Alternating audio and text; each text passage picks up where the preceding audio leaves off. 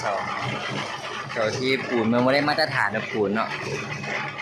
เสาตัวใดที่ไม่ได้มาตรฐานก็จะได้ทำการเอาออกเพื่อได้มาตรฐาน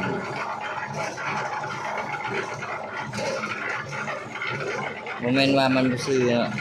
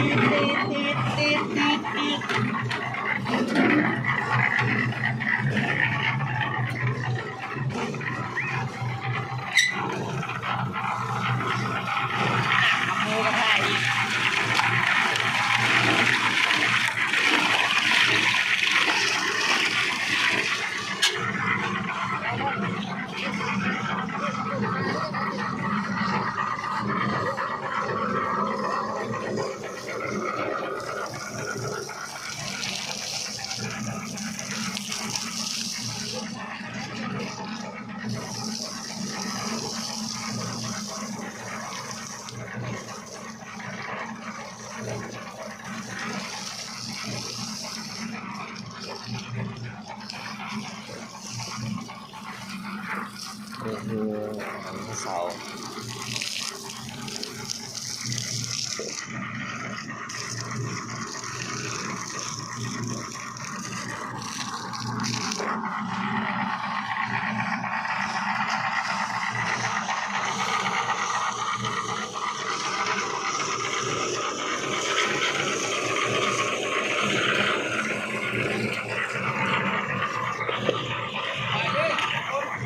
ต้องอย่างนี้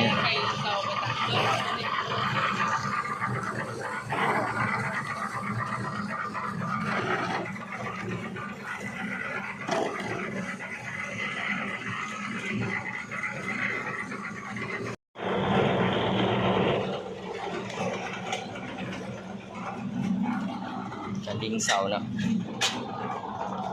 ดิ่งเสาใช้2สูตรวิธีนึงมัดตอกไปทางอันนี้ตอกไปทางนั้นตอกให้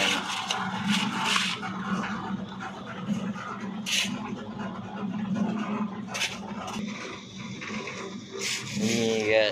ดิ่งเสาดิ่ง2ฝากเนาะดิ่งฝากอันนี้มาดิ่งฝั่งนี้เนาะ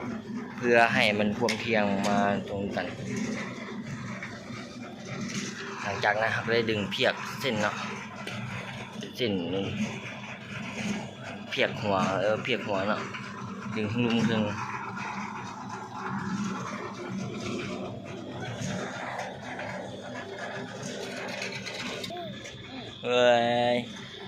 อันนี้ก็คือรูปสายละของสร้างปีกมันเนาะคือว่ามึงแยกน้ำ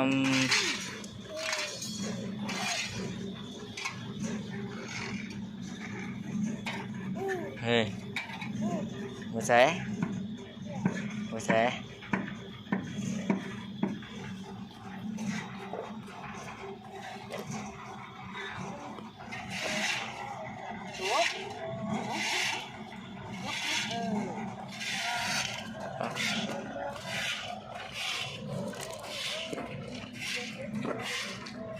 อันนี้จะเราก็มาเบิ่งเวียกนำได้2-3 มื้อเนาะ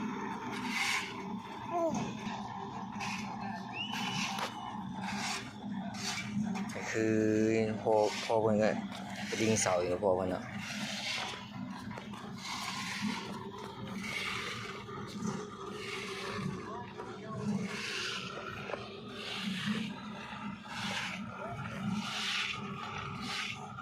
สิเฮ็ดเวียกช่วยพอบ่จับไม้มาเป็นเสร็จแล้ว ซื้อเพิ่นก็ซื้อว่ามุนเคียนสิวะ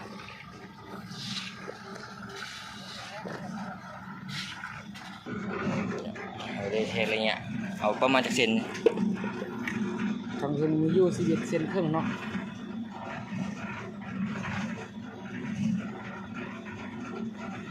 บ่ได้เนาะสภาพ ต้องยุ่งหัวเสาอีกเนาะ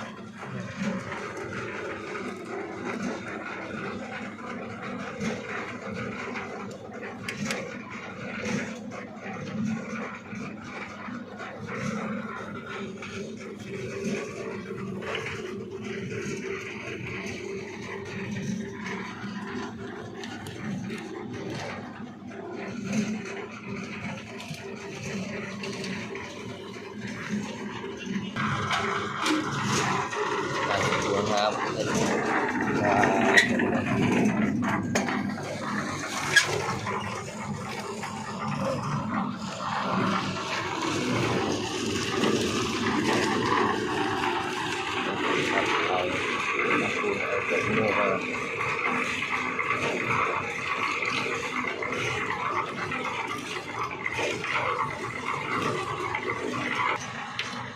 ลองมึงเด้อเจนเลยบุ้งมีน้าที่ให้แค่ตัวจริงเลยบุ้งครับเลย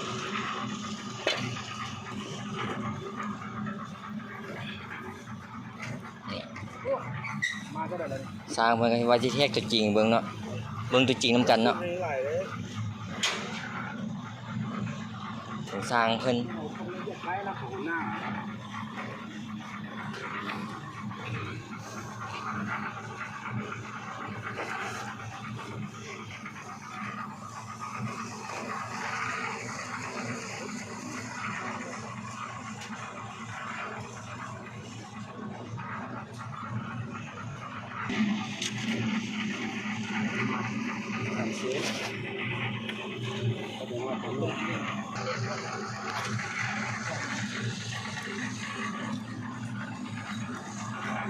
คือการเช็คเสาแบบเพื่อความละเอียดนะ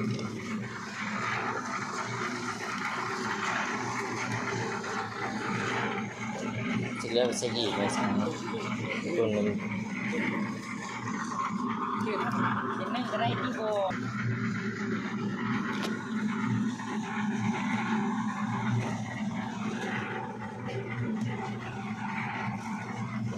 11 เซนครึ่ง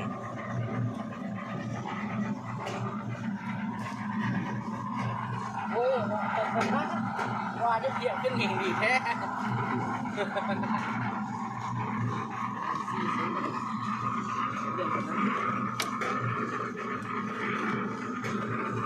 เรียนมีคน4 เซน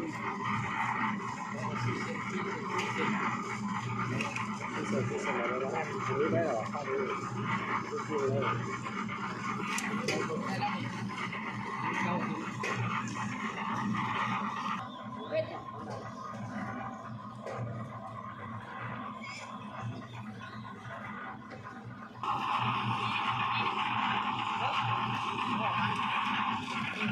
ไม้hồng đấy, nếu là máy hồng từ đây nữa.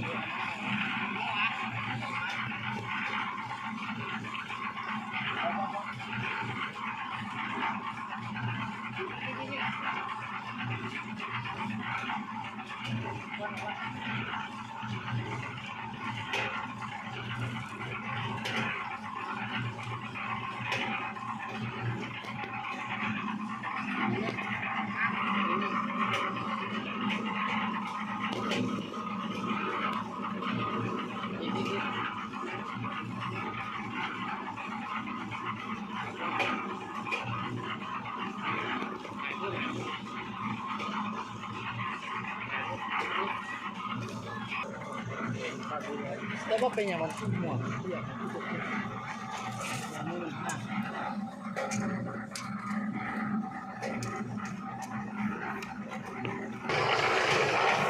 อันนี้ก็พี่น้องเพิ่นมาตรงนี้คือมายามจนมาที่นึงก็มาเพิ่น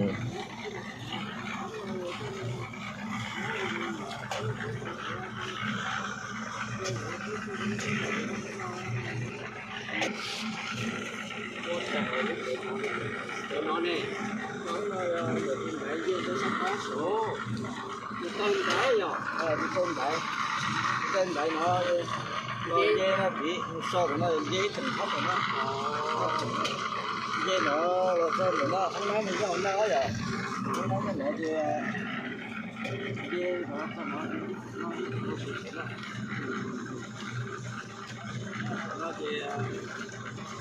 nó thì nó thì nó không là tên đâu xin nó không tên đâu không có nó được nó là không tên đâu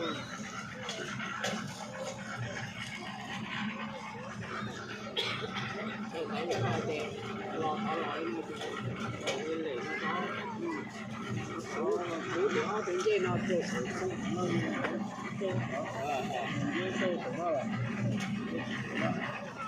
anh chị về ăn kết cũng trả lòng cái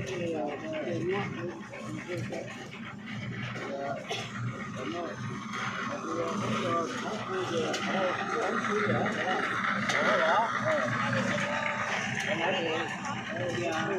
อันนี้ก็มาอธิบายการพงทอสางเนาะว่าเงาหน้ามันจะเป็นยังไงเนาะอันนี้ก็เพิ่งก็ว่าภาษาขออนุญาตว่าภาษามุ่งคนภาษาลาวได้เนาะ